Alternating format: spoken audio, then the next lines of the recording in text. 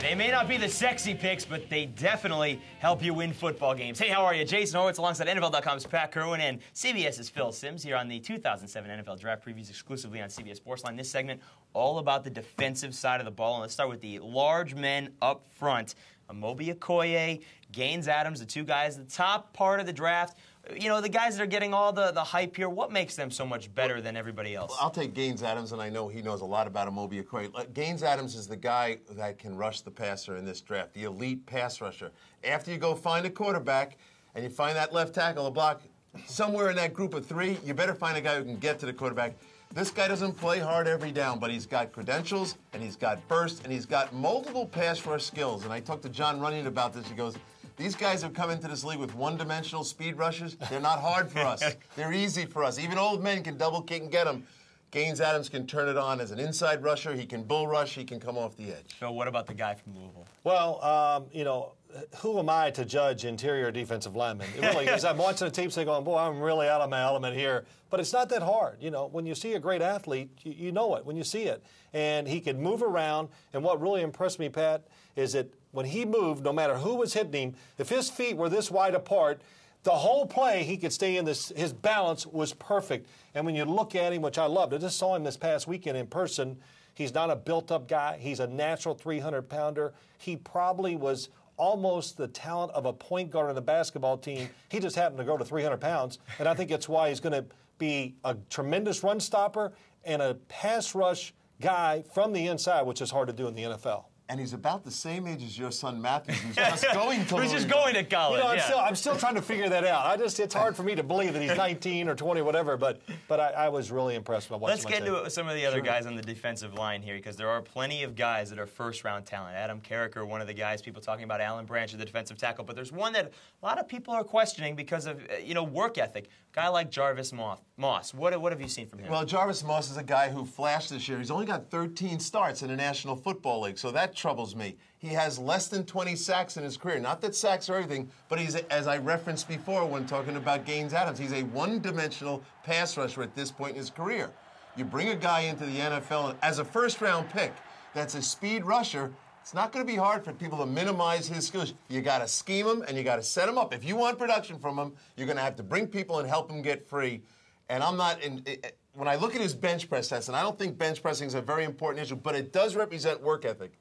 You can't tell me you're a first-round defensive end with 13 reps on the bench. You can't tell me that. Yeah, it's hard for most of the quarterbacks in the NFL draft for doing more than that. So that would really bother me. And it tells me, Pat, you bring it up, muscle fiber. You can tell when you look at a guy in person what kind of muscle fiber they have, and how will that translate 3 and 4 years down the road. So that would be a problem. The fact that he weighs 250, probably at most 250, probably sucked down a lot of water to get to that weight when they weighed him at the NFL Combine. He is tall and lengthy, to say the least. And how do you keep him on the field on rundowns?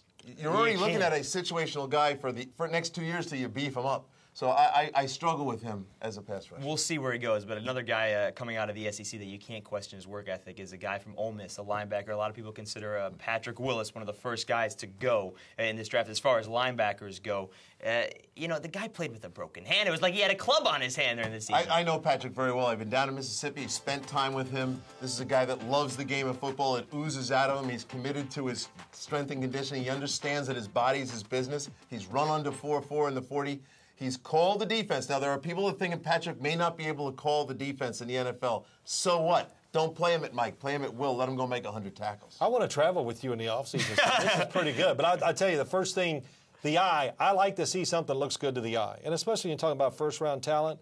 Again, another guy, as soon as you see him, you go, oh, wow. He catches your eye because he looks so good. And he can really run.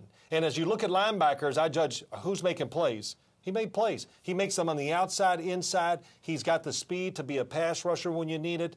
He looks humongous on the field. Yep. And he's got savvy, too. He's got basketball in his background. You see it in his coverage skills. Well, that's interesting. Because all I heard is he's stiff. And I kept going. I had a bunch of guys in my house. We were watching it. Nobody said anything about him being stiff. Because I go, I don't see the stiffness. Where's the stiffness? I didn't see it. You know who he reminds me a lot of, but maybe even better? D'Amico Ryans from Alabama from last year. I think he may even be better than that. That's a good comparison. And a great fit in Buffalo. That's a great fit in Buffalo, considering they got rid of all their linebackers. Let's quickly get into corners and safeties here. Is there a shutdown corner in this draft? No. I'm going to say that, Phil might have found one. I haven't found one. I think the kid at Pittsburgh has a chance to be one, Darrelle Revis. I think Leon Hall's the leading corner in this draft, and people say they like him because he's safe. He's just well-rounded, solid player, but I don't see the Champ Bailey in this draft. Phil, what about the safety position? LaRon Landry considered the best. What are your thoughts on him? Get him as quick as you can. He's a matchup player. I watched him early. I thought this guy looks a little too thick to be a good safety. When you get too thick as a guy that's being skill-wise, sometimes it limits how you can make plays, be pliable enough to run around. He's got it all. Speed, close the ball. I was blown away watching him. He's going to be a top 10 pick for sure. And definitely a guy to help your team come, maybe playoff time. All right, folks, that's how we do it here on the 2007 NFL Draft Previews, but plenty more to come all throughout the week here on CBS Sportsline.